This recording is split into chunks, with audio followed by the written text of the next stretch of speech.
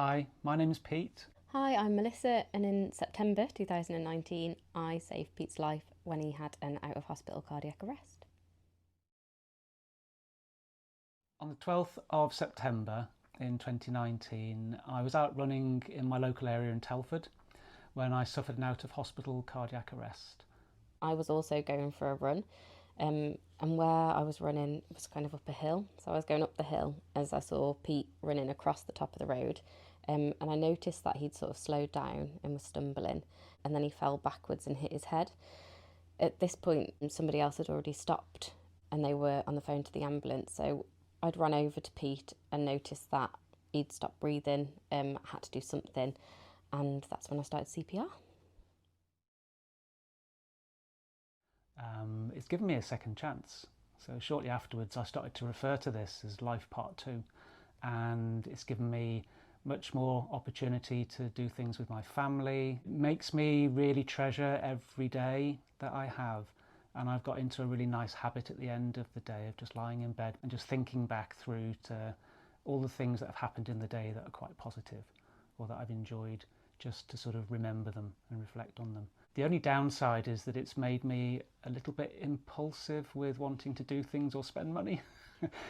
If my kids suggest that we should do something, I'm possibly a bit inclined to say, yeah, go on then, because I don't want to have any regrets. But yeah, and I just feel eternally grateful. I think there's just a continued sense of how lucky I am, I think. So what was really amazing was meeting Pete not long after the event happened. So a few days later, when Pete was still in hospital, I went to the hospital and I met Pete's wife and his children. And I think seeing the impact that what I did had on the family was amazing, that I'd given, their husband back and their dad back, and meeting his children and thinking about the ripple effect of that, he's going to get to see them grow older and he's not going to miss out on such important life events. Yeah, I still think about it a lot now. And it's great because we get to meet up and we sort of always talk about it when we meet up and reflect, and we have a coffee, and on the 12th of September every year Pete sends me cupcakes, which is great. And this year we were just saying it's the fifth year since it happened, so we're going to go up the Wrekin, which Pete does every year, but I'm going to join you this year. Yeah, go and watch the sunrise. Yeah, going to watch the sunrise. I would really encourage anyone in my position just to give it a go. You don't necessarily have to be first aid trained. Just try. I always thought it was better to do something instead of nothing, and I think that really paid off in this story. The ambulance service can be really helpful, and give you advice and guidance over the phone, so you don't feel like you're in that situation on your own.